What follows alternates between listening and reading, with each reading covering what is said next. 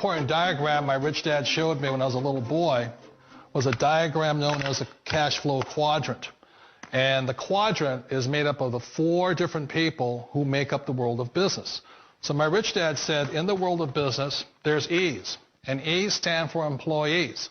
An employee, he says, you can always tell who they are by their core values. And what the employee, whether the president or the janitor of the company, will always say the same words. The words are, I'm looking for a safe, secure job with benefits. That's what makes them an employee, because their core values are security. The other one of the 4 is the S, or the small business owner or the self-employed. And again, their core values will cause them to use the same words, which are, if you want it done right, do it by yourself. S means they're also solo. They're generally one-person act, or they operate by themselves. On the right side of the quadrant are the B's. And what Rich Dad said the B stood for was big business, or like Bill Gates. Forbes defines big business as 500 employees or more. And their words are different. They say, I'm looking for a good system, a good network, and the smartest people I know to help run my business. So they're unlike the S. They don't want to run the company by themselves. They want smart people to run their companies for them. And then the 4th of the quadrant is the I, and I stands for investor. These are people who have money work hard for them. These people are people who have people work hard for them. And these are the people that work hard for the rich here. So early on in my life, it was my poor dad who always said to me, you know, Robert, go to school and get a high-paying job. And so my poor dad's core value was to be an employee. He wanted job security, promotions, a steady paycheck, and all this. And so it was my rich dad who said to me, he says, you know, Robert, if you really want to be rich, learn to build businesses. It made more sense to him to work hard to build a business, something you owned and something you could pass on for generation to generation to your kids. Whereas my poor dad said work hard, but my rich dad said, why would you work hard for something you'll never own and you can get fired from right away? Again, that was the difference in values. So my rich dad suggested I learn how to be a business owner and learn how to be an investor. And that's one of the big differences. On this side of the quadrant, these people here work for security. They work for money also. On this side over here, their key value that they want is they want freedom. They don't want to have to work at a job anymore. They don't want to have to work for the rest of their lives. So the beauty of building a business and learning how to invest is very simply that this is passive income. You work hard for a few years, but possibly for the rest of your life, income keeps flowing to you.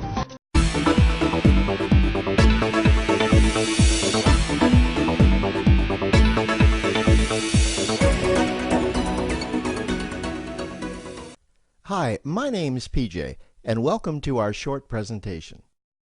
Have you ever wondered how the rich keep getting richer while broke people stay broke and the middle class seems to be shrinking?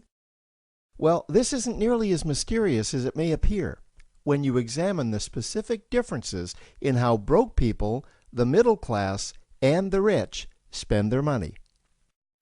Now, this is such a simple concept, yet so profound, it nearly knocked me out of my chair when I finally understood it.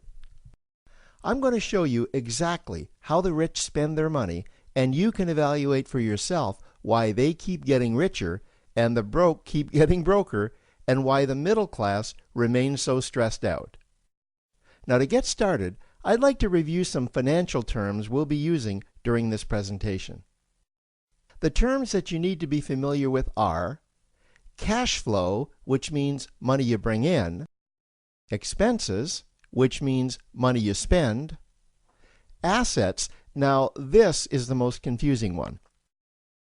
You're probably familiar with the traditional definition of an asset, which is something you own or have equity in. However, back in the 1990s, Robert Kiyosaki introduced us to a new definition of an asset in his groundbreaking Rich Dad, Poor Dad series of books. Robert taught us that an asset is something that pays you, and that's the definition we'll be using here. Liabilities is the last term, and it's defined as things that cost you money. As an example, a house is typically viewed as an asset, but can it actually be a liability? Yes, with our revised definition, anything that costs you money is a liability, not an asset. If you have a mortgage, your house is an asset to your banker because it pays him or her every month. But could a house also be considered an asset to you? Yes, in the right circumstances it could, when it pays you money. Let's say you buy a house and you rent it out, and it paid you a positive cash flow every month after all expenses. That would then be considered an asset. Now, one more time with the terms, just to be very clear before we continue. Cash flow is money you make. Expenses, that's money you spend. An asset pays you, and a liability costs you. Now let's take a look at how broke people spend their money. Now, when I say broke people, I'm not referring to the destitute. I'm speaking about that large portion of our society that lives from paycheck to paycheck and who never seem to have any money. In fact, most times there's more month left at the end of their money, and I'm sure many of you can relate to that group. On payday, broke people buy what I'm going to call stuff. Well, what's stuff? Well, that's inexpensive things that people buy that they don't really need to survive. You go into someone's house and you can't find any counter or tabletop space in the whole house because of all the stuff on it. Their house and their cars are full and cluttered with stuff. Well, where do they get all this stuff?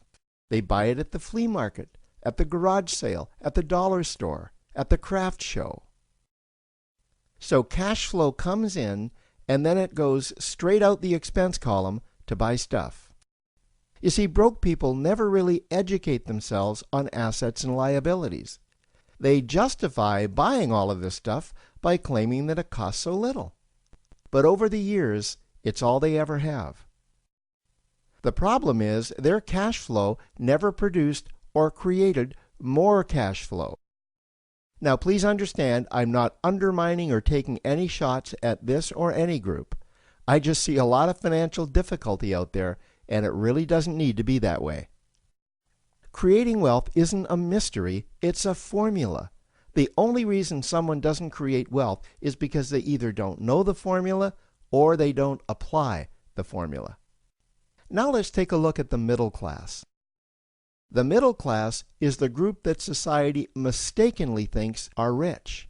They're not. Yes, they typically earn a six-figure income, and many of them appear rich, but it's what they buy with their money that keeps them prisoners of the middle class. What they typically buy are liabilities. Remember the definition of a liability? Things that cost you. By buying liabilities, the money gets pushed up and out their expense column. Liabilities are items like cars, boats, houses, airplanes, credit card debt. Now let's see just how this happens. The middle class gets a nice paycheck, let's say $10,000 for the month. They then split that down the middle and they pay their monthly expenses with half, and with the other half, they make a down payment on a new car. The car costs $5,000 down, and after they add on the insurance and the maintenance, that liability now costs $1,100 new dollars every single month. A few months go by, and they want a boat, then a vacation home, a Rolex watch on their credit card, a vacation on their credit card. And before you know it, their liabilities have raised their expense levels to near or above their income levels. They actually spend equal to or more than they make. Meaning that they have to go to work and make a certain amount of money every single month just to cover their liabilities. The other important issue with both broke people and the middle class is that normally all of their cash flow is dependent on their own effort, meaning that they've educated themselves to exchange their knowledge and expertise for someone's money. Also, the money they earn is usually the highest taxed form of income. Here's an example. An attorney is knowledgeable about law, so people pay him or her in exchange for that knowledge on an hourly basis. The problem here is that if the attorney isn't sharing that knowledge with a client, then the attorney isn't making any money. This causes lots of stress and anxiety in their lives. And if you ever ask them to take an afternoon off to play golf with you, well, they very rarely can because of how much money it'll cost them to take that time off. On the surface, life's pretty good. The reality is that it's a roller coaster ride. That's the middle class. Now, I know this group very well because for a great deal of my adult life, that was me. Now let's take a look at how the rich people spend their money. Rich people acquire assets. Again, an asset is something that pays you. If you want to become rich, buy assets that earn you more money. The money cycle looks like this. Acquire assets that produce cash flow, invest the profits to acquire more assets that produce more cash flow, invest those profits to acquire more assets that produce more cash flow. The rich spend their money and acquire things that produce more money. Here are a few examples of assets that produce more money. Investments are the obvious ones: stocks, bonds, real estate. Education is another asset. If you learn how to do something that produces more money for you and you actually do it, that's buying an asset. There's a great quote that goes, "If you think education is expensive, you should see how expensive stupidity is." Another example of assets you can acquire that pay you are cash-generating opportunities, especially those opportunities that can create a passive cash flow. Passive meaning that once you build it up, the money continues to flow whether you're still building it or not. Here's a small example. Let's suppose you bought a pinball machine and you put it in a barber shop, and you don't spend any of the profits. You save them until you can buy another pinball machine and put it in another barber shop. This, by the way, was Warren Buffett's first business. If you don't know who Warren Buffett is, he's one of the top 2 richest men in America. The rich are extremely eager to find those passive cash-generating opportunities because those opportunities continue to pay them month after month, year after year, long after they've stopped working the opportunity. You know, I see this happen again and again with successful entrepreneurs. They find a passive cash flow stream that they build up, and it continues to pay them month after month, year after year. They then take those profits and multiply them in another passive cash-generating opportunity, and then again in another. In conclusion, here's what I've learned over the years. You can't find these passive cash-generating opportunities unless you're open to hearing about them. Then, once you find them, you must be willing to see what fits you and then act. Now, the reason I say this is that I once answered a hokey little ad that I ended up generating 7 figures from, simply because I answered that ad and then took action. These opportunities are out there, you just need to find them. You also must be opportunistic enough that when the right situation does present itself, you don't miss it.